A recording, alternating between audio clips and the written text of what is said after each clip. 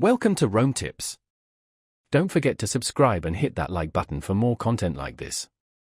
All the links mentioned in this overview are down in the description below. This video covers my personal experience with Tink Transactions API Review My Usage Experience.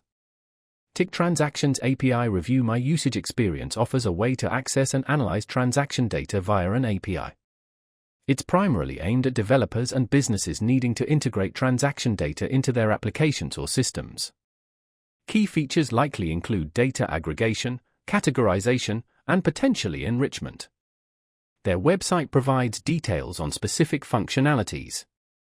Their website highlights ease of integration with various systems and promises accurate, reliable data. They emphasize pricing transparency, claiming no hidden fees, although specific pricing models require checking their site. The technology appears to be based on robust data processing and secure APIs, though the specifics are not explicitly detailed on their public-facing pages. Availability seems to be global, but you'll need to check their website for region-specific details. Now, let's talk about my personal experience using Tink Transactions API Review My Usage Experience. Getting started was surprisingly smooth. Their documentation was clear and concise, and I was able to connect the API to my testing environment in under an hour.